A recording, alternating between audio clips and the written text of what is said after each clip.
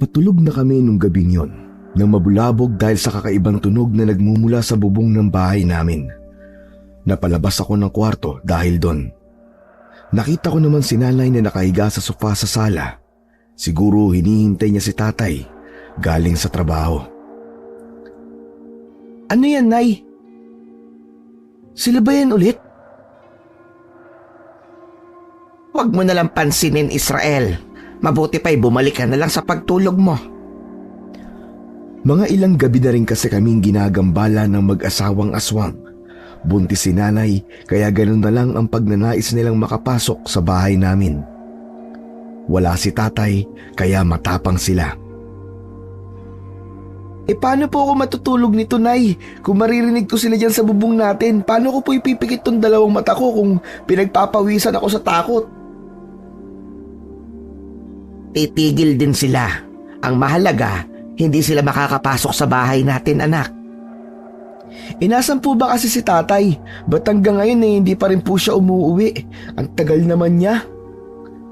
Maya-maya ay nandito na rin ang tatay mo. May dinaanan lang siguro yun. Ay, ang tatay talaga oh. Bakit kasi siya nagpapagabi? Buntis pa naman po kayo. Hindi po ako makakatulog na hanggat narinig ko po sila dyan sa bubong. Baka kasi bigla sila makapasok dito tapos tulog ako. Sino po ang tutulong sa inyo kung sakali?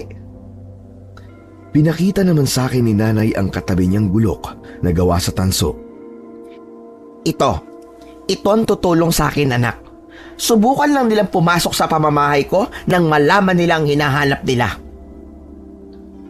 Aba, ang ganda niyan, Nay. Gawa sa tanso yan, di ba? Balita ko, pinasadya pa yan ni tatay sa isang panday.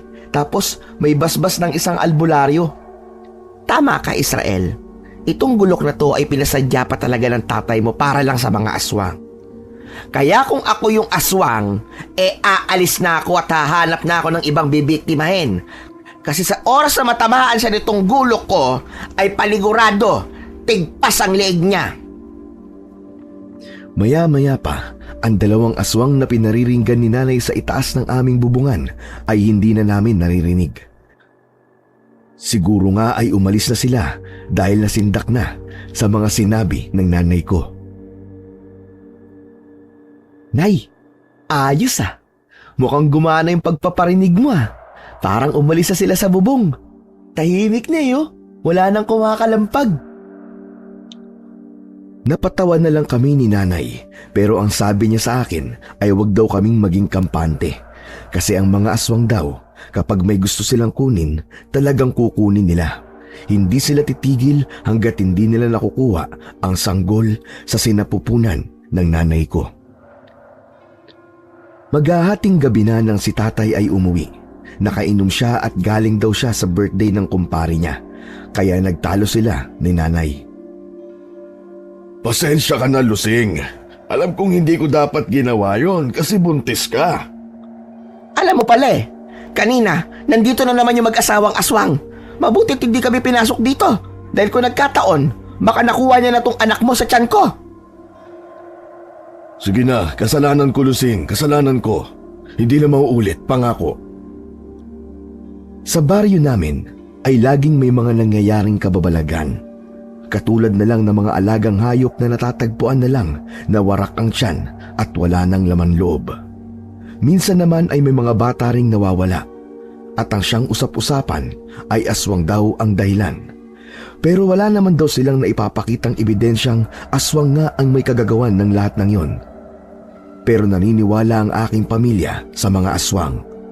Saksi ako kung paano kami guluhin ng mga ito. Halos gabi-gabi kasi ay nagpaparamdam sila sa labas ng bahay namin. At nagsimula lang yun nang mabuntis ang nanay ko. Minsan pa nga nang gabihin ako ng uwi ay may dalawang tao kong nakasalubong sa kalsada. Isang babae tapos isang lalaki. Ang tansya ko ay nasa mahigit 50 anyos na ang edad nila. Hindi sila pamilyar sa akin. Hindi ko sila nakikita sa baryo namin. Nakayuko lang sila habang naglalakad pasalubong sa akin. Malapit lang doon ang bahay namin. Saka ko na lang naisip na mga aswang sila nung makarating na ako sa aming bahay. At ang sabi-sabi pa ay mag-asawang aswang daw sila. Galing daw sila sa ibang baryo at dito nang bibiktima sa lugar namin. Alam mo, kung nabubuhay lang sana ang lolo Tekong mo, ay tsak, walang aswang na manggagambala sa atin tuwing gabi. Bakit, Nay? Karatista po ba si lolo? Para po ba siyang si Bruce Lee? Hindi! Ano ba yung pinagsasabi mo? Isa siyang malupit na antingero. Antingero? Yung po ba yung may mga mutya o bertud? Yung parang kay ano po? Yung parang kay Ramon Revilla? Oo, tama ka. Meron yan ng lolo mo. Kaso hindi ko lang matandaan kasi medyo bata pa ako noon. Ang natatandaan ko lamang, may baston siyang 1 metro ang haba. Pero may mga iba't ibang sandata na tumutubo doon. Tapos humahaba din yon ng pagkahaba-haba. Baston? Tapos may tumutubo na mga sandata? Lah, ang angas naman nun, Nay. Pero ano yung mga tumutubo na sandata? Mga kabuti po ba o halaman? Ay, Diyos miyo kang bata ka, siraulo ka talaga, no? Hindi ganon. Mga iba't ibang sandata. Hindi mo ba alam ang sandata? Alam mo, anak, minsan nagiging sibat yung baston niya. Minsan nagiging espada at kung ano-ano pang mga sandata. Naks, ang astig pala ni lolo dati, Nay, no? Pero nasa na po yung baston na yun, Nay? Isinama po ba sa libingan? Yun lang ang hindi ko sigurado, anak. Pero may binanggit dati ang isang tsuhin namin na nandito lang daw yun sa bahay natin eh. Pinaman na raw sa amin yon, kaya dito raw iniwan sa bahay. Baka nasa kwarto po ni lolo yung nakatago. Wala doon. Ilang ulit ko nang hinalugog yung kwarto niya, pero mga lumang libro lang ang nakita ko. Yun lang. Baka naisama nga po sa libing niya, Nay. Ba't kasi hindi niyo po alam? Tulog po ba kayo nun? Ba't siraulo ka talagang bata ka, no? Di ba sinabi ko nga sa'yo, bata pa ako noon. Saka wala naman sa isip ko noon ng mga ganong bagay. Malay ko ba sa mga baston na yon? Sa mga ikinikwento ni nanay sa akin tungkol sa baston ni Lolo Tekong, hindi ko maiwasang mag-imagine. Paano kaya kung makita ko yun at labanan ko ang mga aswang? Matatalo ko kaya sila? Kaya simula nung araw na yon ay nagkaroon ako ng goal sa buhay. Ang makita ang baston ni Lolo Tekong. Kahit hindi ko alam kung saan yun mahahanap, ay tinatak ko pa rin sa utak ko na kailangan ko itong mahanap. Para sa akin, yun ang sagot para matigil na ang panggagambala ng mga aswang sa amin pati na rin sa buong baryo namin.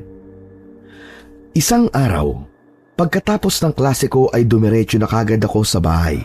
Naglalakad-lakad ako sa bakuran namin. Maging sa likod ng bahay ay nag-ikot-ikot din ako. Saan ko kaya makikita yung baston na yun? Yari talaga sa akin na mag-asawang aswang na yun kung sakaling makita ko ang hinahanap ko. Oy, Israel! Anong iniikot-ikot mo dyan? Para kang kambing na palakad-lakad dyan ah. Ha? Ikaw pala, Nay. Hinahanap ko kasi yung baston ni Lolo Tekong eh. Ano? Hinahanap mo ang baston ng lolo mo? Pambihira ka talagang bata ka. Kung dyan mo hahanapin, mas mabuti pang tumigil ka na para ka lang naghahanap ng kalakal eh. Saan ko po ba pwedeng hanapin yun, Nay? Napapakamot na nga lang talaga ako ng ulo. Napapatawa na rin ako sa ginagawa ko. Tama si nanay. Hindi ko ngayon makikita sa bakuran namin. Hindi mo na makikita yun, anak. Matagal nang ibinaon sa limot ang sandatang yun. At saka sa dinami-raming nagkakainteres sa baston na yon, ay malamang sa malamang, nasa ibang mga kamay na yon. Pambihira ka naman, Nay. Sabi mo, nandito lang yun sa bahay. Bakit iba na naman ngayon, nasa ibang kamay na? Nasabi sa akin ang chewing ko dati. Pero hindi ko naman sigurado kung nagsasabi siya ng totoo o hindi. Nasaan na po ba yung chewing yung yun, Nay? Para maitanong natin sa kanya. Ang huling balita ko sa kanya nasa Mindanao siya ngayon. Isa daw siya doong albularyo. At isa rin sa sabi-sabi ng angkan natin na nasa kanya raw ang anting-anting ni Lolo Tekong mo. Ay! Baka nasa kanya rin ang baston ni Lolo Tekong. Pagkarinig ko sa sinabing yun ni nanay, ay pinanghinaan na kagad ako ng loob. Hindi kasi malabo na nasa kanya rin ang baston ni Lolo Tekong. Hayaan mo na yun, Israel. Hindi natin kailangan ng baston na yon para talunin ang mga aswang. Sapat na tong tansong itak para pagtatagain sila kung sakaling pasukin nila tayo dito. Pero Nay, mas gusto ko po sana yung baston na yun Kasi may iba't ibang lumalabas na sandata dun. Tapos madali nating matatalo yung mag-asawang aswang na yun. Ay nakong bata ka. Bata ka pa nga talaga. Puro cartoons kasi ang pinapanood mo Kaya kung ano-ano nai-imagine mo. Ayaw niyo po ba yun, Nay, na magkaroon kayo ng anak na tagapagtanggol? Tatalunin ko yung mga mag-asawang aswang na yun pag nasa akin na yung baston ni Lolo. Tsaka, Nay, hindi po cartoons yung pinapanood ko. Anime po ang tawag dun. At isa pa, 16 years old na po ako, Nay, no? Malaki na po ako. Oo nga. 16 ka na pero yung isip mo, utak sanggol pa rin. Mabuti ka isampay mo na lang itong mga nilaban kong kumot at magsasaing na ako. Nilapitan ko na lang si nanay at saka binuhat ang mga kumot na nasa palanggana. Ang sabi kasi ni tatay ay huwag siyang maglalaban ng ganoong kabigat na labahan kasi buntis siya. Pero ang kulit talaga ni nanay. Magpipitong buwan na kasi ang tiyan niya kaya ganun na lang ang pag-iingat ng aking tatay. Sana kaya yung baston ni Lolo Tekong? Sana makita ko na yun. Kahit sa pagsasampay ko ay baston pa rin ang tumatakbo sa utak ko. Pero habang nagsasampay ako ay bigla na lang may pumasok sa kawayang bakod namin. 2 kulay itim na aso. May kapayatan sila tapos may katangkaran din. Napansin ko agad ang kulay pulang mga mata nila. Nakalabas din ang mga matatalim nilang pangil at naglalaway pa. Nabitiwan ko tuloy ang kumot na dapat ay isasampay ko. Hindi kaagad ako nakagalaw na tila ba'y naribulto ako sa aking kinatatayuan. Walang ni isang salita ang lumalabas din sa aking bibig habang marahan silang lumalapit sa akin ay para naman akong binabaon sa lupa. Hindi ko magawang humakbang o kahit ilingon man lang ang aking leeg. Mabuti na lang noon ay biglang dumating si nanay. Tinawag niya ako at doon lang ako nakapagsalita. Israel! Ano bang tinatayo-tayo mo dyan? Tumakbo ka na! Bilisan mo! Ha? Aswang! May aswang! Bilis! Bilisan mo, Israel! Bilisan mo!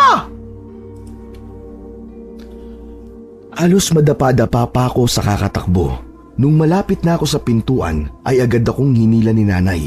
Isinara niya na ang pinto. Hingal na hingal naman ako habang hawak-hawak ang kumakabog kong dibdib. Ayos ka lang ba, anak? Ay, ayos lang po ko, Nay. Muntik na po ako dun Sinarado namin ang lahat ng bintana at pintuan. Nararamdaman pa rin namin ni nanay na nandyan pa rin sila sa labas ng aming bahay. Talagang hindi kayo titigil, ano? Talagang ang lalakas ng loob yung mag-asawa. Nay, huwag ka na magsalita. Baka pumasok pa sila dito Tignan mo. Kupot ka na kagad. Akala ko ba'y gusto mo maging tagapagtanggol ng baryo natin? Tapos ngayon nanginginig ka dyan? Wala pa naman po sa akin yung baston ni Lolo Tekong, Nay. Saka, nasa akin na, yun, pwede na ako maging matapang. Pero ngayon, kailangan ko muna magtago. Ay naku, Israel! Kung ganyan ka, hindi ka lulubayan ng mga aswang na yan. Dapat maging matapang ka. Kasi kung alam nilang duwag ka, lalong lalakas ang mga loob nilang bumalik dito. Kaya dapat maging matapang ka. Mukhang mababangis sila, Nay. Tapos nakakatakot pa po yung mukha nila. Mas nakakatakot kung wala kang gagawin. Papayag ka bang makuha nila tong kapatid mo sa tiyan ko? Aba, syempre Nay, hindi. Pero nakakatakot pa rin po sila, Nay eh. Tanggalin mo ang takot sa dibdib mo, Israel. Dahil yan ang magdadala sa'yo sa kapahamakan. Tanggalin? Parang mas mauna pa po matanggal ang dibdib ko, Nay, kaysa sa takot ko eh. Hanggang nandyan ang takot sa dibdib mo, Israel, wala kang laban na maipapanalo. Tandaan mo yan. Tumatak agad sa utak ko ang lahat ng mga sinabing yun ni Nanay. Kahit na dinadaga ako, ay nanuot yun sa isipan ko. Mukhang tama ka, Nay. Kung patuloy lang ako matatakot, hindi ko matatalo mag-asawang aswang na yun. Sige, Nay. Papasukin mo sila dito sa loob at dudurugin ko silang dalawang sabay. Abay, ka naman bata ka. Nasobrahan ka naman yata sa tapang. Di ba, Nay, sabi mo maging matapang ako? Sige, papasukin mo sila dito, Nay. Tingnan natin ang mga aswang na yan. Oo nga, pero ilagay mo naman sa lugar yung tapang mo. Siguraduhin mo nakahanda ka bago ka humarap sa laban. Huwag puro tapang, gamitin mo ang utak mo. Sabi mo na maging matapang ako. Hindi niyo naman po sinabi na may kasama palang utak. Ay, Diyos ko, abnormal ka talagang bata ka. Hindi mo talaga naiintindihan yung pinupunto ko, no? O sige, papapasukin ko sila. Teka, Nay, biro lang yun. Kayo naman po, hindi na kayo mabiro. Mabilis ko namang hinabol ang kamay ni Nanay na nakaamba ng bumukas ng pinto. Sa totoo lang ay nagtatapang-tapangan lang naman ako, pero sa loob-loob ko ay umaapaw na ang takot ko. Oo. Akala ko ba papapasukin ko sila? Ba't bigla mong hinawakan ng kamay ko para di ko mabuksan ang pinto? Napatawa tuloy si Nanay. Ang sabi niya ay nagbibiro din daw siyang bubuksan niya ang pinto. Alam naman daw niya na wala kaming laban sa aswang, kaya hindi niya bubuksan yun. Nakuha pa talaga niyang tumawa sa gitna ng nakakatakot na sitwasyon. Tama nga si Tatay na matapang ang nanay ko. Nagmana daw siya sa kanyang tatay. Nay, bilib naman talaga ako sa inyo. Sobrang lakas po ng loob nyo. Hindi talaga kayo natatakot sa mga aswang na yan? Kaya nga lang sinabi ko sa'yo, wala ka maipapanalong laban kung may takot ka dyan sa dibdib mo. Sasagot pa sana ako sa aking nanay nang makarinig kami ng yabag sa itaas ng bubong ng bahay namin. Kaya sabay kaming napatingala. Nandyan yata sila sa bubong, Nay. Mukhang hindi pa sila umaalis. Maging alerto ka, Israel. Matatalim ang mga kuko nila. Kaya nilang yupiin ng yero at butasin. Tumango na lang ako kay Nanay at saka pinakiramdaman ang paligid. Paano ba naman kasi nag-uumpisa na namang tumulo ang pawis ko galing sa aking noo. Hindi ko talaga magagawang gawin ang gusto ni Nanay na maging matapang. Saan niya ba kasi ako ipinaglihi? Bakit ganito ako kaduwag? Nay? Oh, bakit Israel? Akala ko ba matapang ka na? Ba't ka namumutla dyan? Aba, para ka suka. Ha? Ano pong gagawin natin? Parang ano kasi, Parang ano? Parang may ihi po ko eh. Pambihira ka naman, bata ka, ngayon ka pa iihi. Huwag kang kabahan. At saka hindi naman ikaw ang puntirya nila, kundi itong kapatid mo na nasa tiyan ko. Napapalunok na lang ako ng laway. Hindi pa rin kasi tumitigil ang mga naririnig naming mga yabag sa itaas ng bubong. Maya-maya pa ay sumigaw na si Nanay. Sige! Pumasok kayo! Naghihintay tong itakong gawa sa tanso para talaga sa inyo to! Pagtatatagayin ko kayo!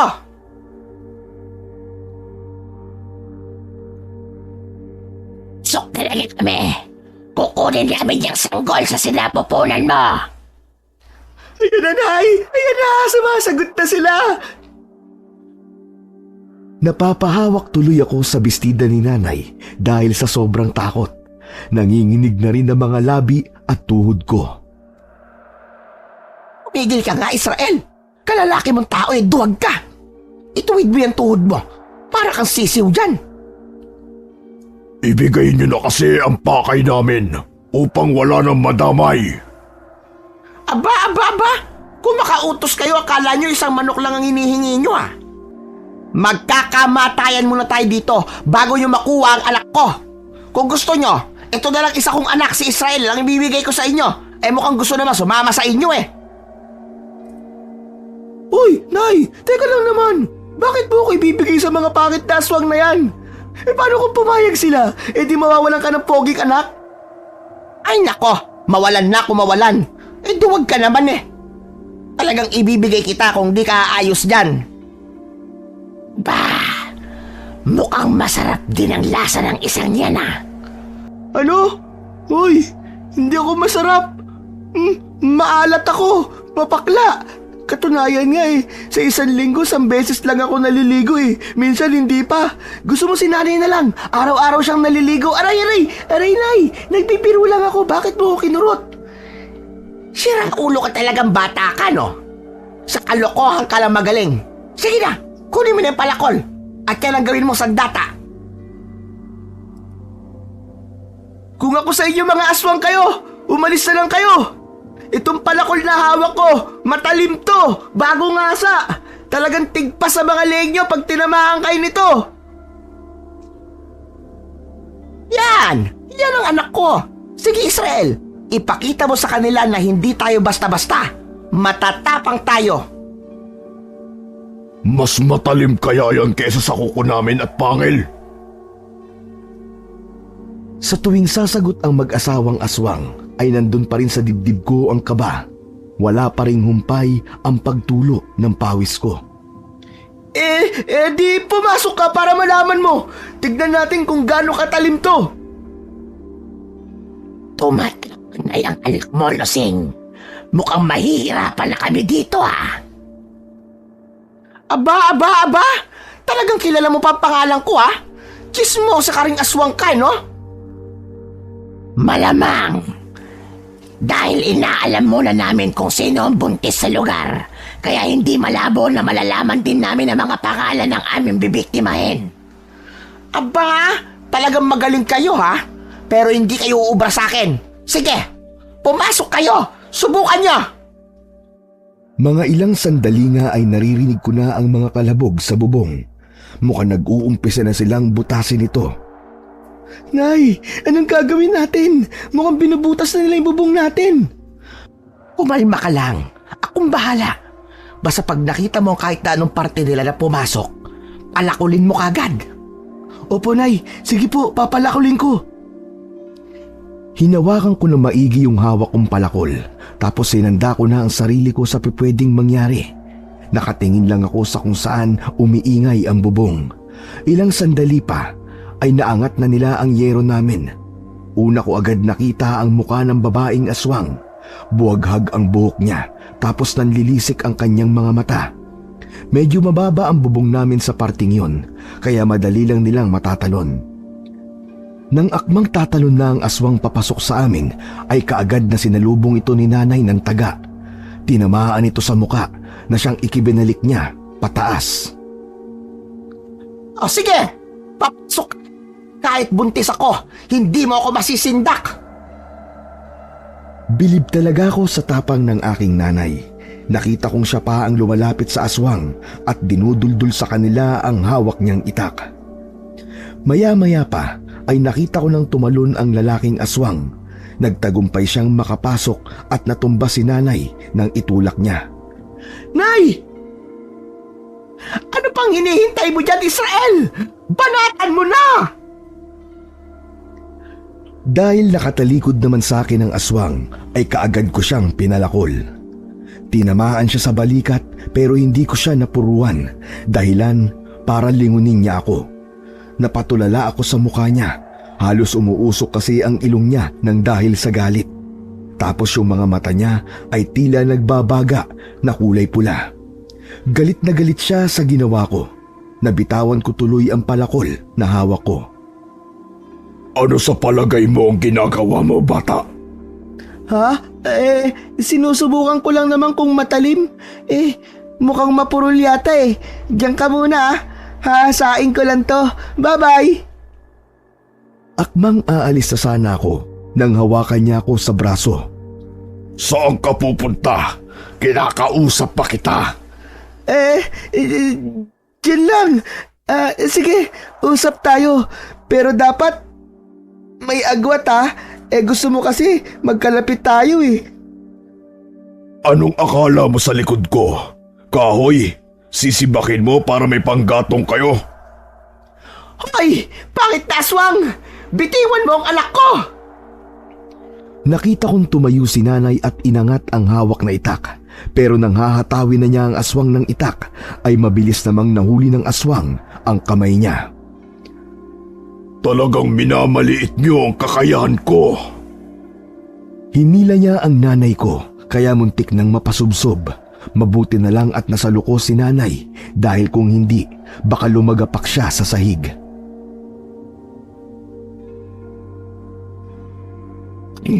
May paparating. Di mas maigi. Marami tayong pagkain. Tumakas na tayo. Mukhang marami sila. At mukhang mga lasing pa.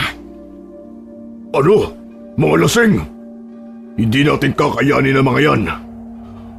Matatapang yan dahil nakainom. Babalikan kita, lusing! Maya-maya pa ay naririnig ko na ang boses ng aking tatay sa labas ng pintuan namin. Kaya nagmamadali akong buksan yon. Kasabay nun ay mabilis ding tumalon ang aswang paakyat sa bubong. Israel! Lusing! Ano nangyari? Kita ko sa mukha ni tatay ang matinding pag-aalala. Nabitawan pa nga niya ang hawak niyang nakaplastik na pagkain. Mabilis niyang nilapitan ang aking nanay. Tay, pinasok po kami ng mga aswang! Mga pare, tingnan niyo sa labas, dali! Mabilis namang kumaripas ng takbo ang mga kasama ni tatay. 4 silang kasamahan sa trabaho. Hindi naman sila lasing, mga nakainom lang. Balak sana nilang ipagpatuloy ang tagay sa bahay dahil alam nilang hindi maaaring magpagabi si tatay sa labas. Hindi na nila naabutan ang mag-asawang aswang. Mabuti na lang at maayos lang ang kalagayan ni nanay. At wala naman daw naging problema sa tiyan niya ayon sa matandang tumingin sa kanya. Imbis na mag-iinom ang mga tropa ni tatay, ay nauwi na lamang sa pag-aayos ng bubong namin. Pesting mag-asawa talaga yun. Ayaw nilang lubayan na mag-ina ko ah. Pag sila nahuli ko, talagang pagbababaliin ko mga buto nila. Halos magwala si tatay nung araw na yon. Hindi siya nakatulog sa kababantay buong gabi. Mga ilang araw din siyang hindi pumasok sa trabaho. Sabado ng hapon, habang nagsisibak si tatay ng kahoy, ay merong mag-asawang lumapit sa kanya. Nasa tansya ko ay nasa mahigit 50 anyos na ang mga edad nila. Nawawala raw ang kanilang kalabaw, pero duda na kami nun na sila ang mag-asawang aswang na palagi kaming nilulusob tuwing sasapit ang gabi. Hindi pa nga nakasagot si tatay nang magtanong sila ay nagsalita na agad ang babae. Yun lang kasi ang katulong namin sa bukid. Kung mawawala pa ang mga yon, hindi na namin alam kung saan kami kukuha ng lakas para makapagtrabaho sa bukirin. Mapit na agad kami ni nanay at saka nag-usisa. Pero napansin ko kagad ang mga tingin ng mag-asawa sa tiyan ni nanay. Hindi man lang umaalis ang tingin nila habang papalapit kami. Alam kong napansin din yun ni tatay. Kaya hindi pa nga kami tuluyang nakakalapit sa kanya, ay pinabalik niya na si nanay sa loob ng bahay. Lusing, pumasok ka sa loob at magluto ka na ng hapunan natin. Sawa mo? Ilang buwan ng buntis. Mukhang malapit-lapit na. Mukhang kabuanan niya na. Hindi siya sinagot ni tatay. Sa halip ay inulit pa niya ang tanong niya. Pero hindi pa rin umiimik si tatay at kinausap na lang niya si nanay. Sige na, Lusing! Magsaing ka na dyan! Hindi man lang ni tatay nililingon si nanay kasi ang dalawang mata niya ay nakatutok lang sa mag-asawang dumating. Ayaw pa rin kumawala ang mga titig nila kay nanay. Wala naman kaming napansin na may dumaang kalabaw dito o kahit na anong hayop. Kung meron man, ay agad naming ipapaalam sa barangay para naman ipaalam din sa inyo. Nakangiti pa rin naman si tatay kung kausapin sila. Si nanay naman ay bumalik na sa loob ng bahay. Ang paningin ng dalawang estranghero ay nakasunod pa rin kay nanay hanggang sa pumasok siya sa loob ng bahay. Pero maaari bang pumasok kami at makiinuman lang ng tubig? Kanina pa kasi kami nag-iikot, kaya nakakauhaw na. Hindi na kailangan pumasok. Israel, ikuha mo nga mga bisita natin na malamig na tubig. Dalhin mo na rin sa akin dito ang itak ko na gawa sa tanso. Medyo mapurol na kasi itong palakol ko kaya yun na muna ang gagamitin ko pagsibak ng kahoy. Mabilis naman akong tumango at saka pumasok sa loob ng bahay namin. Sinabihan ako ni nanay na mag-iingat kami. Dumampot ako ng asin at saka inilagay yun sa bulsa ko. Dala ang isang pitsil ng tubig at itak ay mabilis kong tinahak ang daan pabalik kay tatay. Tay, ito na po yung tubig. At ito na rin po yung itak nyo na gawa sa tanso. Tay, bagong hasa po yan. Tsak na putol agad na matatamaan yan. Napansin kong napalunok ng laway ang dalawa sa sinabi ko. Nag-aalangan pa nga silang tanggapin ang pitsil mula sa akin. Tinitigan naman ako ng lalaki ng matalim. Mag-ingat ka, bata. Baka masugatan ka niyan. Bakit naman po ako masusugatan? Sanay po akong hawakan to. At saka ginawa tong itak para sa mga masasamang loob na magtatangkang pumasok sa bahay namin. Bilib ako sa'yo. Matapang ka. Pero iwasan mo rin minsan ang tapang mo. Dahil baka yan ang dahilan ng ikakapahamak mo. Kailangan ko pong maging matapang dahil sa lugar namin maraming mga kababalaghang nagaganap. Tulad na lang na mag-asawang aswang na dumalaw dito nung nakaraang gabi. Tama na yan, Israel. Kung may kailangan pa kayo, magsabi lang kayo. Pwede bang magpahinga muna kami kahit saglit nandito? Napagod kasi kaming mag-asawa. Doon muna kayo sa maliit na kubo magpahinga. Sa bandang unahan kasi ng bahay namin ay merong maliit na kubo. Tinatambayan yun ng mga magsasaka kung anihan na ng palay. Sa labas naman yun ng kawayang bakod namin. Maraming salamat. Ngumiti sila kay tatay, saka nag-umpisang lumakad papunta sa kubo. Nang makaalis na sila, ay pumasok na kami ni tatay sa loob ng bahay. Ihanda niyo ang mga sarili niyo. Lusing, huwag mong tatanggalin ang luya sa katawan mo ha. Ikaw ang pakay nila. Ang tatapang talaga ng apog na mag-asawang yan. Tinaga ko na nga yung mukha ng babaeng aswang na yan eh. Akalain mong humilom agad. Bakit hindi na lang natin sila gulatin at pagtatagain, tay? Hindi maaari. Kailangan natin mag-ingat. Hindi sila basta-basta na mapapatay. Tinilip ko ang kubo sa bintana. Nakita ko naman silang dalawa doon na nakaupo. Nakatingin sila sa bahay na parang may masamang binabalak. Kung nandito lang po sana yung baston ni Lolo Tekong eh, madali natin silang matatalo. Anong basto na naman yan, Israel? Yung minsang ikinuwento ko sa'yo, yung baston ni Ama. Ikinuwento ko kasi sa kanya noong nakaraang araw. Sus, hindi totoo yun. Mga kwentong alamat lang yun eh. Walang ganun. Totoo yun, no? Ilang ulit ko ba sa'yong sasabihin na totoo ang kwentong yun? Sa katunayan nga eh, nasa tiyuhin ko ang anting-anting ng ama ko. Siya ang nagmana nun. Sinong tiyuhin? Tiyuhin mong albularyo? Si Alfonso? Oo, nasa Mindanao siya ngayon. Doon daw siya manggagamot. Oo na, sige na, sige na. Tama na nga yan. Ang dapat nating gawin sa ngayon ay mag-isip ng gagawing plano. Napasulyap muli ako sa kubo pero nanlaki ang mga mata ko nang hindi ko na sila makita doon. Tay, yung mag-asawa wala na po sa kubo. Nang sumilip na nga rin sila nanay at tatay ay nagulat din sila. Hindi na nga nila nakita doon ang mag-asawa. Nagbadali namang lumabas si tatay sa bahay. Nakasunod naman kami ni nanay sa likod niya. Nagulat kami nang makasalubong namin sila sa labas ng pinto. Bakit naman kayo pumasok dito nang walang paalam?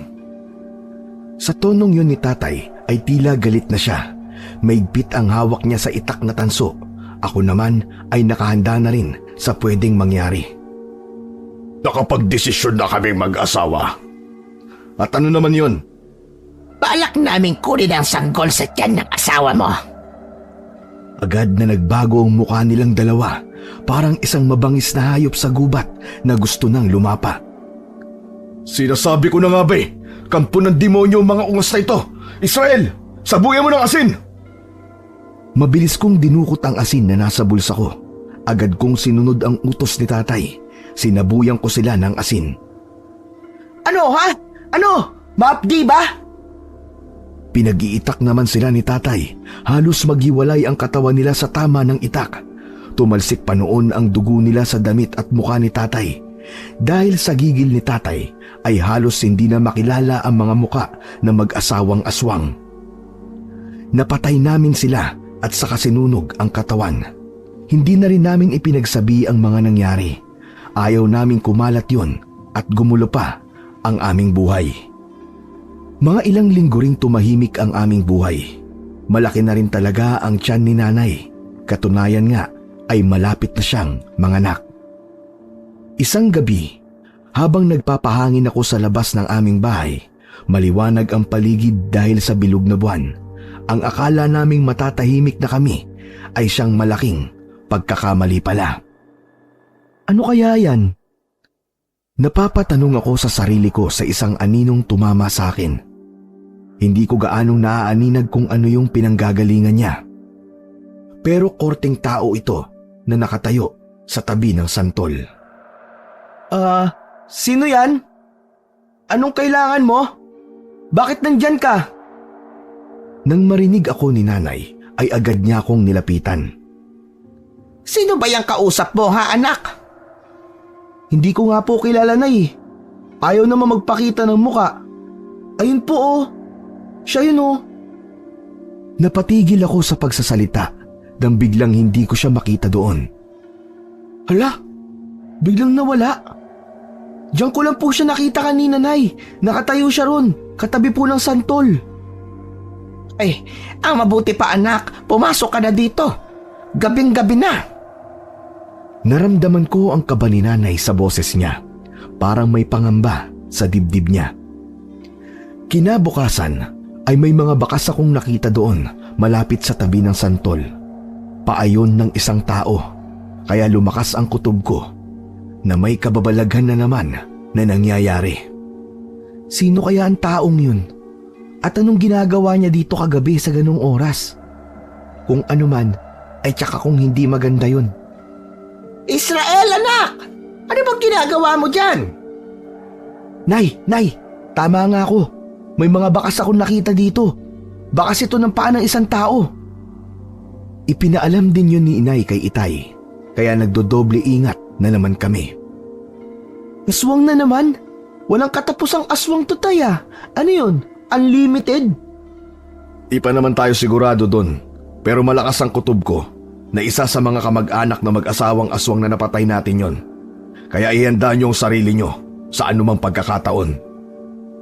Bumalik na naman ang kaba at takot ko sa dibdib. Kung maglakad nga ako pauwi galing sa eskwela ay halos takbuhin ko na pauwi. Si nanay naman ay hindi pinapabayaan ni tatay na mag-isa lang sa bahay. Dinadala niya ito sa bahay ng kumari niya sa bayan, tapos pag uwian naman ay dinadaanan na lang niya doon at isinasabay pauwi. Linggo ng tanghali, habang namumulot ako ng mga tuyong sanga ng mga punong kahoy sa likod ng bahay namin, ay may isang binata akong nakita sa labas ng bakod naming pasilip-silip sa loob ng bakuran. Kaya agad akong naghinala na baka isa siyang aswang na umaaligid sa bahay namin. Sino ka? Anong kailangan mo? Matatalim ang mga titig niya sa akin na para bang matindi ang nagawa ko sa kanyang kasalanan. Magbabayad kayo! Magbabayad kayo! Maya-maya pa ay lumabas na si tatay mula sa loob ng aming bahay. Sumunod na rin noon si nanay. Ano nangyayari, Israel? At sino tong lalaking to? Hindi ko rin kilala tay, pero malakas ang kutob ko na isa siyang aswang. Kung hindi niyo pa ako kilala, pues magpapakilala ako. Ako nga pala si Baldo, anak ng mag-asawang aswang na pinaslang nyo. At ngayon ay maniningil ako. Ano maniningil? Wala naman kaming utang sa inyo Nay, tay, may utang ba tayo sa kanila? Ewan ko dyan sa tatay mo, baka may utang siya. Hoy Pablo, may utang ka ba sa kanya ha? Kung saan-saan ka nalang umuutang, nakakahiya ka. Si tatay talaga oh. Pati sa aswang may utang ka. Wala akong utang sa kanya. Baka nagkakamali lang siya.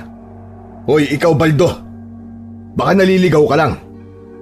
Ang hihina ng mga common sense nyo. Logic na nga lang, hindi nyo pa alam. Halos magimutok na si Baldo sa galit dahil sa pangaasar namin sa kanya. Ang cute naman ng aswang na tumaasar. Galit na galit, gustong manakit. Udyemas, babalikan ko kayo sa ibang araw. Maghanda na kayo dahil sa muling pagbabalik ko ay sisiguraduhin kong makakaganti na ako sa ginawa nyo sa mga magulang ko. Sige Baldo, hihintayin ka namin. Balik ka kagad ha. Ingat ka dyan sa daan. Baka matisod ka sana. Israel, ihanda mo palagi ang sarili mo. Huwag ka magpapagabi sa labas ha. Hanggat maaari, huwag kang lalabas sa gabi. Hindi po sana tayo ganito kung nasa atin lang po ang baston ni Lolo Tekong eh. Diyan ka na naman sa baston ni Lolo Tekong mo. Kalimutan mo na yon, Israel. Harapin mo na lang ang ngayon. Inagabihan ay tahimik naman ang gabi. Pero nung sumapit na ang madaling araw, ay nag-umpisa nang umalulong ang mga aso. Napamulat tuloy ako ng mga mata. Ano yun? Ang pangit naman ng mga alulong ng aso na yun. Lumabas ako ng kwarto at saka sinilip yon sa bintana. Pero ilang segundo pa lang akong nakasilip doon ay bigla namang may humawak sa balikat ko. Ay, aswang! Ay, naku po. Kayo pala, tay. Ginulat niyo ako ah. Ano ka magiging tagapagligtas e magugulating ka? Ano ba nakikita mo sa labas sa anak? Tabi nga. Wala naman po akong ibang nakita eh. Madilim kasi pero umaalulong po mga aso. Kaya sigurado akong may kakaiba po dyan sa labas. Maya-maya pa nga ay may mga naririnig na kaming mga kaluskos. Tapos nagsisiyug-yugan pa ang mga puno sa labas para itong dinapuan ng maraming ibon kaya yumuyug-yug. Ano yun, tay? Mukhang may nagaganap po na hindi maganda. Hindi magandang pangitain to, anak. Lumayo ka sa bintana at ihanda mo ang sarili mo. Isinarado ni tatay ang bintana saka tumungo sa kusina. Si nanay naman ay gising na rin sa mga oras na yon. Kunin mo tong palakol. Protektahan mo ang sarili mo. Pag may nakita kang pumasok, huwag kang magdadalawang isip na palakolin yon. Maliwanag ba, anak? Opo tay. Gagawin ko po sinabi nyo. Ilang saglit pa nga ay kumalampag na ang bubungan namin. Parang may kung anong nilalang ang tumalon doon. Lo! Sa itaas! Sa palagay ko hindi lang isa, 2 o 3, kundi marami sila. Ano? Marami sila? Naku po, ano nang gagawin natin, tay? Ayan ka na naman, Israel eh. Naduduwag ka na naman. Pwede bang tumapang ka kahit ngayon lang? Anak, akala ko ba nakapag-usap na tayo tungkol dyan? Akala ko ba matapang ka na? Napasigaw na lang ako noon nang biglang mabutas ang bubungan namin at pumasok ang isang aswang. Pero dahil hawak ni tatay ang itak na gawa sa tanso, hinataw niya agad ang aswang kaya nahulog ito. Nagulat din kami nang biglang nawasak ang pintuan namin at pumasok ang 3 aswang. Sobrang nakakatakot ang mga mukha nila. Israel! Itakas mo na ang nanay mo! Dumaan kayo sa likod! Inarang naman agad ni tatay ang 3 aswang. Hindi na ako nag-aksaya ng oras. Hinawakan ko na noon ang nanay kong buntis at hinila palabas ng bahay namin. Tara na, nay! Tay, mag-iingat po kayo ha! Pablo, ingatan mo ang sarili mo! Sumunod ka kagad sa amin ha!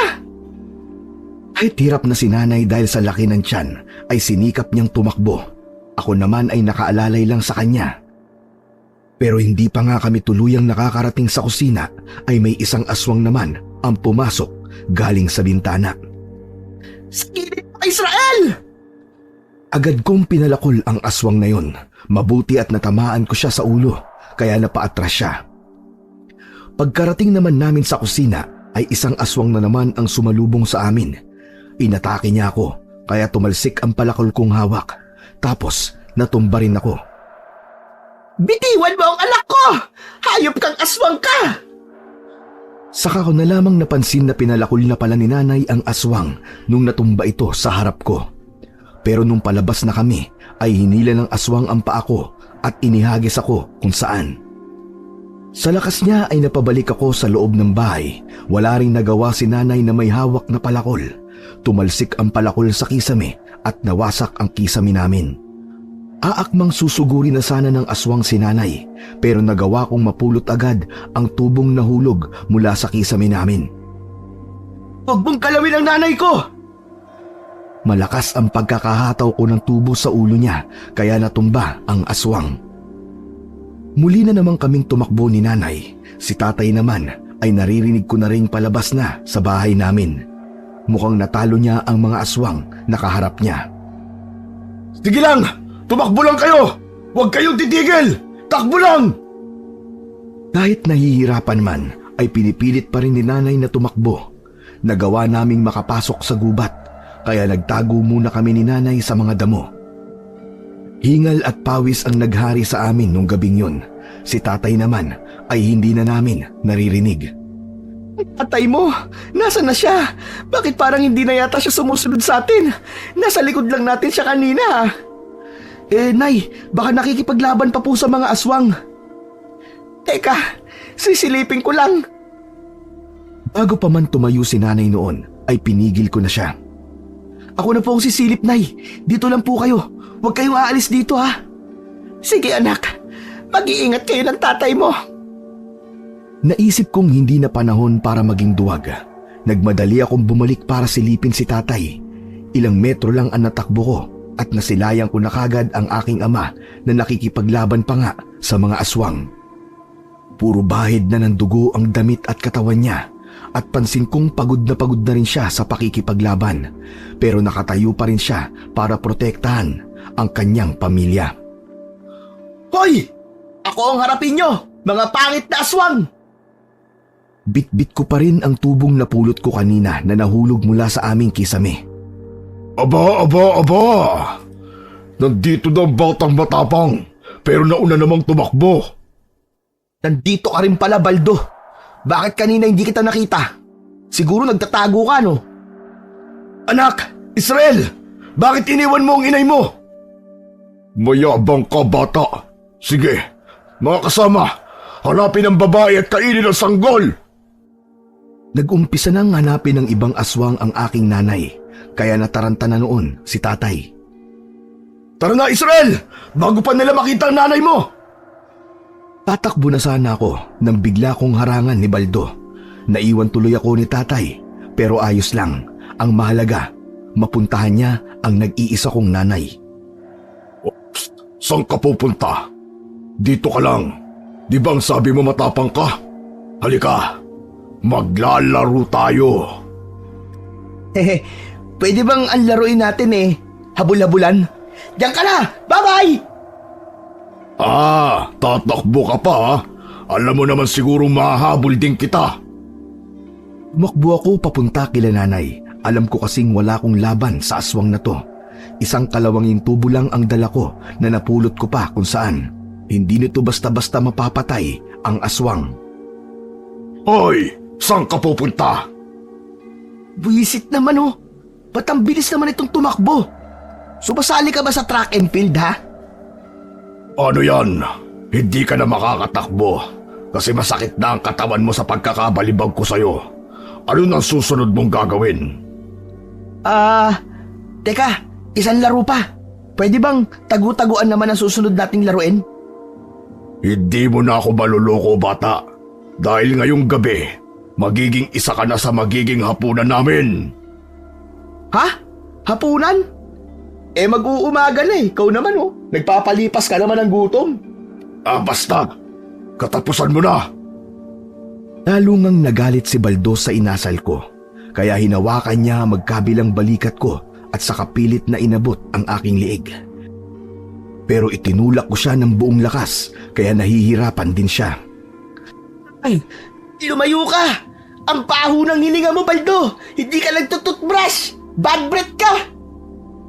Dahil sa sinabi kong yun, ay mas lalo pa siyang nagalit kaya itinulak na lang niya ako ng malakas dahilan para matumba ko sa lupa. Ginagalit mo talaga akong bata ka. Nung aakmang susugod uli siya sa akin, ay pinalo ko sa kanya ang hawak kong tubo kaya hindi na natuloy yun.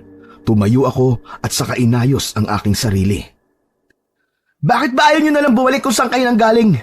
Marami namang hayop dyan na pag-alagala ah. Yun na lang ang kainin nyo, wag ang kapatid ko. Tahimik sana ang buhay nyo ngayon kung hindi nyo lang pinatay ang nanay at tatay ko. Aba, ikaw pa talagang nagsabi niyan ha? Kung hindi lang sana umaaligid ang mga magulang mo, hindi sana sila mamamatay. Paano? Gusto nilang kunin yung kapatid ko sa tiyan ng nanay ko. Pwede ba yun? Hindi na siya noon sumagot at sinugod na lang ako. Sa bagsik niya ay tumalsik ako sa puno. Ang likod ko. Sakit. Umayo ako habang hawak-hawak ang likod ko. Pinulot ko naman ang bakal na tubo na nabitiwan ko. Ngunit ganun na lang ang pagkagulat ko nang umilaw ito. Lumitaw sa paligid ng tubo ang mga marka na hindi ko alam kung ano ang ibig sabihin. Binalot ito ng nakakasilaw na liwanag. Humaba ito ng doble at saka may isang matulis na bagay ang tumubo sa dulo. Ang kalawanging bakal na tubo ay naging isang gintong sibat na tila pagmamay-ari pa ng isang kabalyero sa isang palasyo. At hindi lang yun. Parang may kung anong enerhiya ang sumanib sa akin para angkinin ang sandatang yun. Ganun na lamang ang pagkagulat ni Baldo sa nakita. Halos masilaw siya sa liwanag na nanggagaling sa tubo. Maging ako ay hindi makapaniwala sa natutunghayan. Ito bang sinasabi ni nanay na baston ni Lolo Tekong? Kung ito nga yun, katapusan na ng lahing aswang. Nung mawala ang liwanag at bumalik sa madilim ang paligid, mukha agad ng aswang ang una kong nakita. Nanlalaki ang mga mata niya at garalgal kung magsalita. Alam ko ang tungkol sa bagay na yan. Yan ang baston na maalamat na albularyo. Madalas na naririnig ko sa aming angkan kung gaano kadelikado ang bagay na yan. Ikaw na mismo nagsabi na delikado to. Kaya kung ako sa'yo, kikitilin ko na lang ang sarili kong buhay kaysa matikman ang hagupit nitong baston ni Lolo Tekong. Pwede bang umalis na lang ako? Nakita kong nangangatog ang tuhod niya at nanginginig din ang kanyang labi at ang mukha naman ay mababakas ang matinding takot. Alam kong takot na takot ka na dyan, hoy. Pero hindi ka pwedeng umalis. Dito ka lang. Maglalaro tayo. Di ba yun naman ang gusto mo? Iba, sabi mo kanina, maglalaro tayo ng tagu-taguan. Sige na, maglalaro na tayo. Oo, sinabi ko yun. Kaya magtago ka na bago pa kita sibatin. Nung inamba kong sisibatin ko siya, ay nanlaki ang mga mata niya sabay tumakbo ng mabilis. Nakakailang hakbang pa lamang siya nung pakawalan ko ang sibat sa aking kamay. Napasigaw na lang siya nung tumama ito sa likod niya na tumagos naman sa kanyang dibdib. Bullseye! Yan ang nararapat sa iyong aswang ka! Pagkatapos nun, ay binunot ko kagad sa likuran niya ang sibat. Bumalik naman ito sa dati nitong anyo. Nagmamadali ko namang pinuntahan sina nanay at tatay. Pagkarating ko dun, ay naabutan kong hinahawakan sa leeg ng isang aswang si tatay. Tapos si nanay naman ay pinapaikutan ng 5 aswang. Bitiwan niyo ang tatay ko! Nandito na ang tagapagligtas ng naaapi! Ako si Israel, ang tagapagligtas ng sangkatauhan laban sa mga aswang! Sabay-sabay naman silang napalingon sa akin. Nagjo-joke lang naman ako noon, pero ang seryoso na mga mukha nila.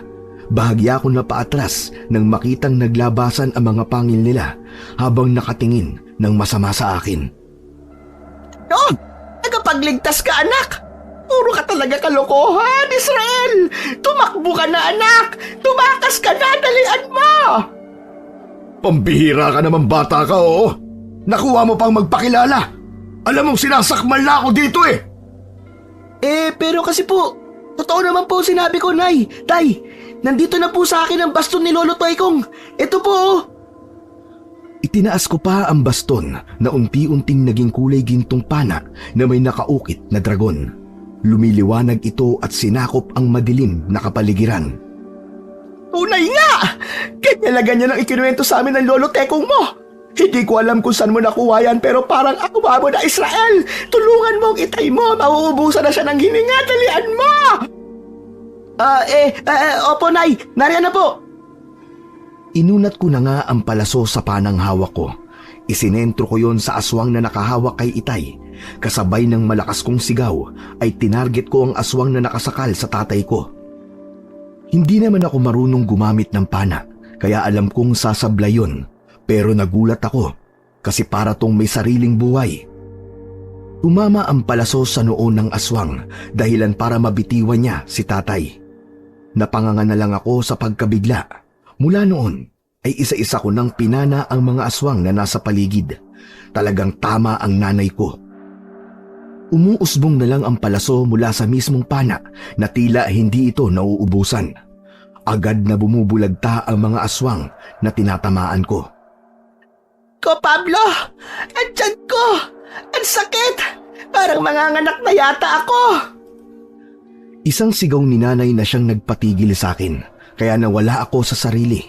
Nung ibalik ko ang atensyon sa mga aswang na sumusunod sa akin, ay huli na ang lahat. Tinamaan ako ng pag-ataking yun at saka tumalsik sa may kalayuan. Kaagad kong ginagilap ng tingin si nanay nang bumagsak ako sa lupa. Nakita ko naman si tatay na akay-akay na si nanay papalayo. Kaya mo na yan, Israel! Mauna na kami ng nanay mo! Dadalhin ko siya kay Aling Pilar! Mukhang manganganak na nanay mo! Ingatan mo ang sarili mo, anak! May tiwala kami ng nanay mo sa'yo! Pero Tay... sige po, sige! Bilisan niyo na po! Mag-iingat po kayo, Tay! Dinampot ko na kagad ang pana ko. Agad itong bumalik sa anyong baston. Nung akmang susuguri na naman ako ng mga aswang, ay biglang umilaw na naman ang baston. At sa isang saglit lang ay naging espada ito. Wow! Espada! Naging espada nga! Ayos! Ang galing nito! Winawasiwas ko yon sa mga aswang na sumusugod sa akin. Natutumba naman sila at ang iba naman ay tumatayo sa tuwing daptis lang ang natatamong tama. Humaba ang espada ng kalahating metro at saka bumalik ng 5 beses sa tunay na anyo. Sa pagkakataong yun ay mapupuruhan ko na ang mga aswang. Ang lapad na nito ah! Pero bakit hindi man lang dumagdag yung timbang? Tapos binabalot pa ng maiwagang liwanag? Aba! Mukhang mas malakas na to ngayon kaysa sa unang anyo nito. Hindi na ako nag-aksaya pa ng oras. Agad kong sinugod ang mga natitirang aswang at saka pinaghiwa ang katawan. Nung matapos ako sa kanila, ay agad na rin akong humabol kila nanay at tatay. Ang espadang hawak ko ay marahan na bumalik sa totoong anyo. Alam ko ang bahay ni Aling Pilar, kaya dumiretso na ako doon. Ilang minuto lang ang nilakad ko ay nakarating na agad ako sa bahay nito. Mag-isa lang ito sa buhay na nakatira sa dulo ng gubat. Ang trabaho niya ay magsasaka, pero paminsan-minsan ay nagpapaanak din siya. Kaso nga lang, pili ang pinapaanak nito. Kasi sa panahong yun ay pinagbabawal na ang pagpapaanak sa mga buntis sa mga kagaya niya. Madalas na patago kung gawin yun ni Aling Pilar. Agad akong kumatok sa pintuan para sana ay pagbuksan ako. Ngunit ilang ulit ko na yung ginagawa ay wala pa rin nagbubukas ng pinto. Aling Pilar! Aling Pilar! Tay! Nay! Dahil sa walang sumasagot sa akin ay nagpasya akong sumilip sa bintana at laking gulat ko na sobrang gulo ng mga gamit sa loob. Diyos ko po! Naloko na! Sinipa ko ng malakas ang pintuan para makapasok ako. Bumungad sa akin ang sirasirang mga gamit, mga wasak na upuan at lamesa. May mga tulo ng dugo din akong nakikita sa sahig, maging sa mga gamit na sira. Hindi maganda to! Tay! Nay! Aling Pilar! Dumiretso ko sa kusina at doon ko nakita ang bukas na pinto. Posibleng sinundan sina tatay ng aswang, kaya tumakas sila. Akala ko naubos na sila. Hindi pa pala. Mga peste talaga ang aswang na yon. Humanda sila sa akin. Sinundan ko ang maliit na daanan. Alam ko ang dulo nito, isang malawak na ilog na nag-uugnay sa dalawang bayan. Wala na silang pwedeng takbuhan kundi dito lang, sa ilog na ito. Nagmamadali na akong tumakbo para sundan sila. Tama naman ang hinala ko dahil may mga dugo akong nakikita sa damo. Kaya ko yun nakikita dahil pasikat na rin ang araw. Bago pa man ako makarating sa ilog ay ilang sigaw na agad ang naririnig ko. Sigaw yun ng aking nanay. Kasunod noon ay isang iyak naman ng sanggol ang narinig ko. Lumapit agad ako at nakita ko si Aling Pilar na nasa tabi ni nanay. Nakahiga naman si nanay habang katabi ang sanggol sa kanyang gilid. Nakahaplos naman si tatay sa kanyang noo habang nakatingin sa kapatid ko na nakangiti. Kapatid ko! Kapatid ko! Oo. Dahan-dahan lang anak. Baka matisod ka at madapa ka sa kapatid mo. Mabuti at ligtas ka, anak. Ako pa ba, Nay? Nasa akin ang baston ni Lolo Tekong kaya tepok sa akin yung mga aswang na yon. Ako si Israel, ang tagapagtanggol ng naapi, laban sa mga aswang! Nagkwento sila sa akin. Kaya daw sila napadpad doon ay hinabol daw sila ng lider ng aswang na si Argut. Kilala daw yun ni Aling Pilar dahil minsan na daw niya itong nakaengkwentro. Mabuti na lang daw ay dumating noon si Lolo Tekong at iniligtas siya. Grabe pala si Lolo Tekong dati, Nay, no? Talagang literal na tagapagligtas. Sa palagay niyo po, Nay, mapapantayan ko kaya ang galing ni Lolo? Hindi lang mapapantayan. Mag-ensayo ka lang na mabuti at sigurado kung malalagpasan mo pa ang lolo mo. Talaga, Nay? Pero nasa na po yung pinuno ng aswang kung hinabol niya kayo? Ang sabi ni Aling Pilar ay hindi na sila sinundan dahil sagrado ang lugar na yon. Hindi daw makakapasok ng basta-basta ang mga aswang sa lupa kung nasan si nanay ng anak. Dahil nung unang panahon daw, nung nabubuhay pa raw ang Lolo Tekong ko at ang mga kasama niyang albularyo, ay tinatag nila ang lugar na yon upang pagtayuan sana ng kanilang kuta. Kaso nung pumanaw ang Lolo Tekong ko ay hindi na yon natuloy. Pero may malalakas na dasal at ritual daw na inilagay ang mga albularyo doon, kaya takot ang sinumang aswang na makapasok sa teritoryong yon. Kaya nung atakihin sila ng pinuno ng aswang, ay doon sila dinala ni Aling Pilar. Pagkatapos nun ay umuwi na rin kami sa amin. Malusog na isinilang ng aking ina ang kapatid kong babae na pinangalanang Esmeralda. O Israel, tama na muna yan. Sinabi ko nang hindi pa nakakakita yan Kahit anong gawin mo ay hindi ka pa nakikita ng kapatid mo. Simula kasi nung makauwi kami sa bahay ay hindi ko na nilubayan ang kapatid ko. Paano ba kasi ay matagal ko na tong hinihintay ang magkaroon ng kapatid. Kasi Tay, ang cute-cute po niya Kamukha ka ni Kuya? Ha? Kamukha ka ni Kuya? O di ba tayo tinan nyo? Ngumingiti po siya tayo. Ngumingiti siya sa akin. Hindi ka pa niyan nakikita, anak. Hayaan mo. Ilang buwan lang makakausap mo na siya. Tapos ikaw na ang magbabantay sa kanya. Magsawa ka. Aba, opo naman, Inay. Gagawin ko po yun. Naalagaan ko po ang kapatid ko. Pero pag dudumi, Nay, ipapasa ko kay tatay, Aba, bakit sa akin mo ipapasa? Ikaw talagang bata ka, loko-loko ka. Kaya ikaw, baby, huwag kang gagaya dito sa kuya mo, ha? Loko-loko to. Loko-lokong gwapo. Nagsitawanan na lang kami nung araw na yon, pero isa lang ang bumabagabag sa utak ko, ang pinuno ng aswang.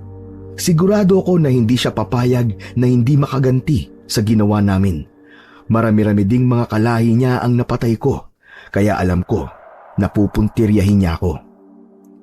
Pinaghandaan ko ang araw na yon. Nag-ensayo ko ng mabuti kasama ang baston ni Lolo. Walang araw na hindi ako nagsanay. Sinubukan ni nanay na padalhan ng sulat ang tiyuhin kong albularyo sa Mindanao upang iparating na kailangan namin ng tulong niya. Gayong nasa kanya ang agimat ni Lolo. Malaking bagay yon para puksain ang mga aswang sa lugar namin. Isang linggo ang nakalipas, payapa naman ang paligid namin. Walang nagaganap na kababalaghan, walang aswang na nagpapakita. Sa palagay mo, Tay, susugurin pa kaya tayo ng pinuno ng mga aswang? Ilang araw na po kasi hindi pa rin nagpaparamdam eh. Sa palagay ko, pinaghahandaan nila ang pag-atake, Israel. Dahil alam nilang nasa atin na ang baston ng lolo mo. Ha? Pinaghahandaan nila? Tay, mga duwag din pala mga aswang na yun, no? Puro lang salita. Sa tingin ko, hindi na sila babalik. Huwag kang pasisiguro, Israel. Ganyan ang mga aswang, nanggugulat, naghahanap ng pagkakataong umatake. Doon sa araw na mahina ka, doon sila susugod. Paano mo po nalaman ng mga bagay na yan, Tay? Aswang ka ba dati? Sira ulo ka talagang bata ka, no? Alam mo kasi, nung maliit pa ako, ay talagang talamak ang mga aswang. Albularyo laban sa mga mababangis na aswang, kaya medyo alam ko ang tungkol sa kanila. Ah, kaya. Akala ko naman isa ka ring aswang dati, Tay.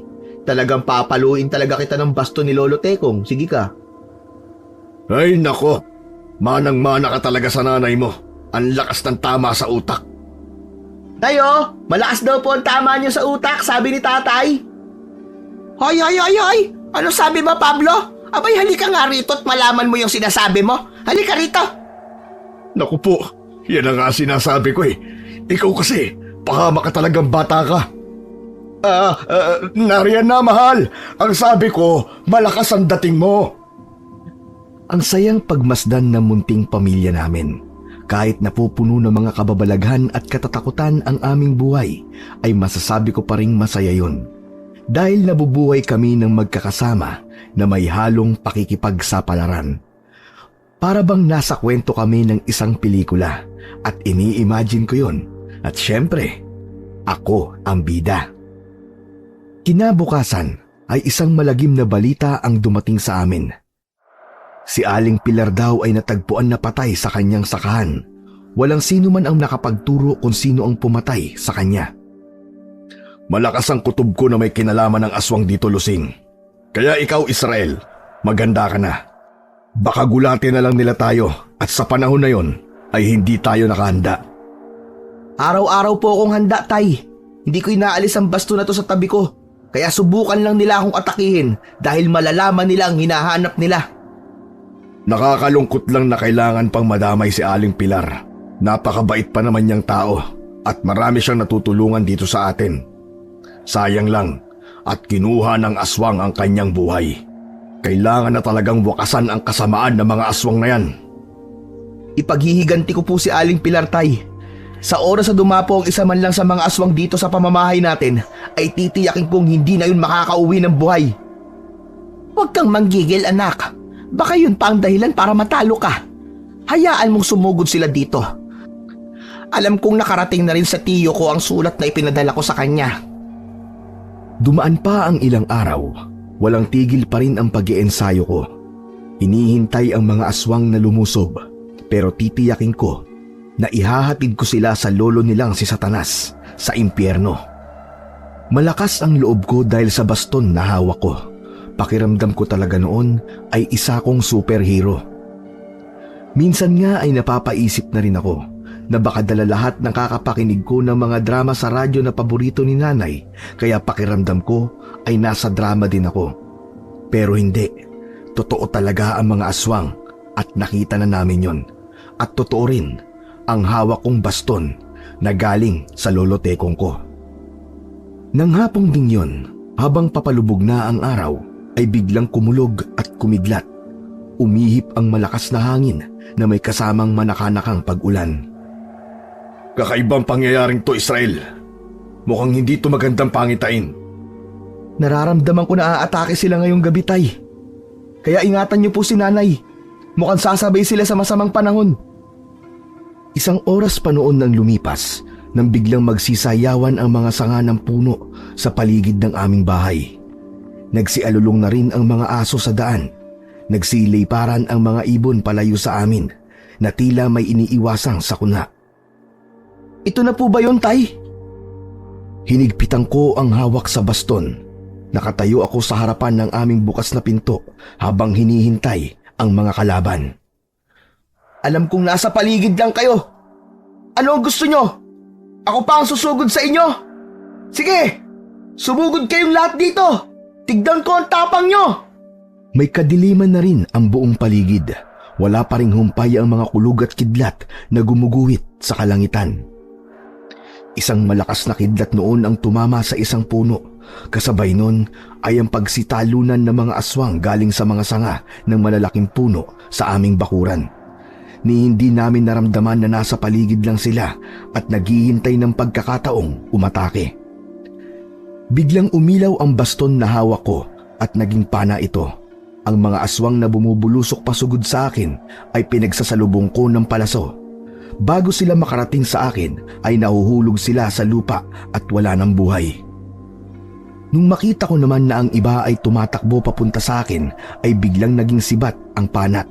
Agad kong inundayan ng sibat ang nauunang aswang na tumatakbo sa akin. Tumama ito sa kanyang ulo. Agad akong tumakbo para bunutin yun sa kanya. Naging espada naman yun nung nabunot ko na. Sinunod ko naman ang nasa malapit na aswang. Nahati sa dalawa ang katawan nito. Ang nangyari sa kanya ay nangyari din sa mga kasunod niyang mga aswang. Magaling ka, bata. Akalain mo, nagawa mo agad kontrolin ang baston ni Tekong. Napalingon ako sa isang matandang lalaki. Hindi ko masyadong makita ang mukha niya dahil natatakpan nito ng kadiliman. Ikaw ba ang pinuno nila? Sa wakas, nagkaharap din tayo. Malakas loob mo. Humahanga ako sa taglay mong yon. Pero sapat kaya yon para talulin mo ko? Eh di subukan natin. Paano natin malalaman? Nakikita ko sa iyo si Tekong. May pagkapareho kayo. Siyempre, malamang lolo ko yun. Alam mo, ikaw, masyado ka madaldal. Sige na, umpisa na natin ang laban. Hindi ko na hinintay na siya ang unang umatake. Mabilis kong sinugod ang pinuno ng mga aswang. Pero ganun na lang ang gulat ko nang biglang makaramdam ako ng matinding sakit sa tiyan. Doon ko lang namalayan na kinalmot niya pala ako nung matumba ko. Sobrang bilis niyang kumilos at hindi ko man lang yon naiwasan. Hindi ko man lang nakita ang galaw niyang yon. Nagulat ka ba, bata? Alam mo kasi, marami ka pang dapat matutuhan. Nakatsamba ka lang, tanda. Alam kong isang beses pa lang ako tinamaan, pero pakiramdam ko ay ilang suntok na ang tumama sa katawan ko. Sobrang bigat ng katawan ko. Halos hindi na ako makagalaw. Anak! Ayos ka lang ba? Opo, ayos lang po ako. Tumayo agad ako kahit hirap na hirap. Tapos sinarap ko ulit si Argut, ang pinuno ng mga aswang. Mukhang mahihirapan ako sa'yo ah. Hindi ako handa na ganyan ka pala kahirap kalaban. Malamang, tatawagin ba akong pinuno kung mahina ako? Balita ko, may sanggol daw dito.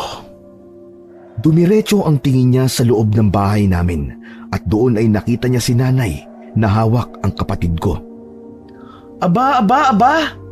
Huwag mong subukan ang binabalak mo, tanda. Dadaan ka muna sa ibabaw ng bangkay ko. Pero imbis na sagutin ako, ay naglakad siya at saka nilagpasan lang ako. Uy, teka sandali! Kinakausap kita! Hoy! Saan ka pupunta? Ako ang kalaban mo! Doon ko napansin na hindi ko magalaw ng maayos ang katawan ko.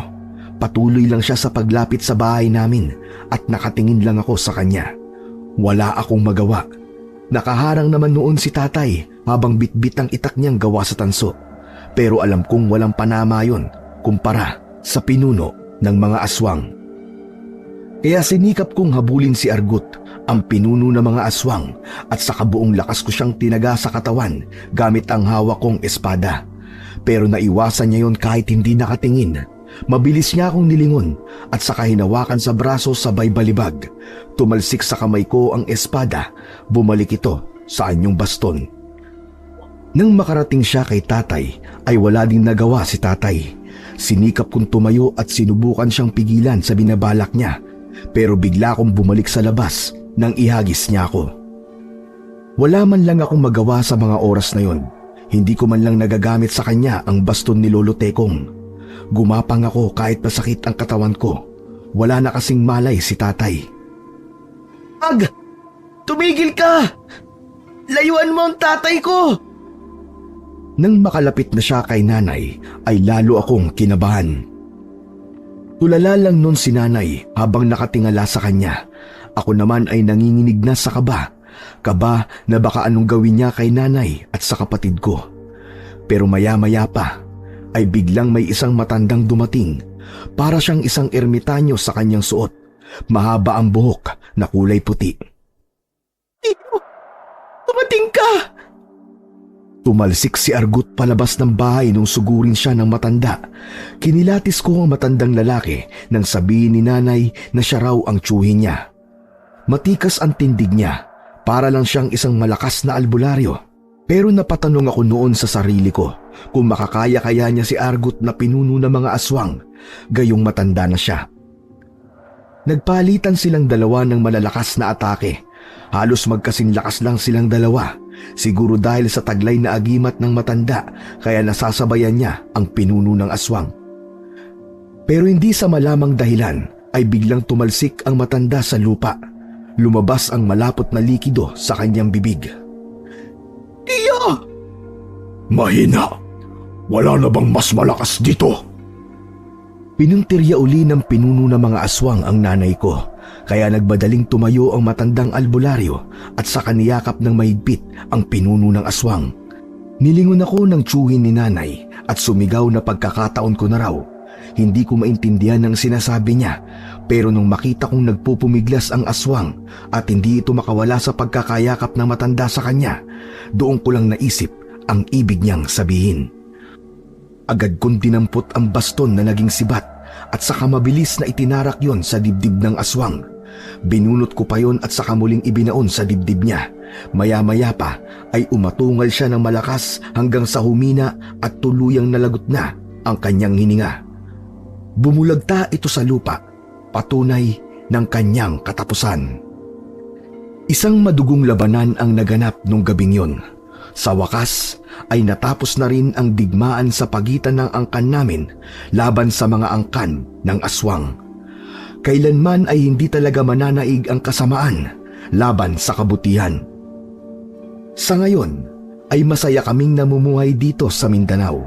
Isinama kami ng tiyuhin ni nanay upang maging ligtas at malayo sa mga masasamang loob. Ngayon ay katuwang ako ng tiyuhin ni nanay sa panggagamot bilang isang albularyo.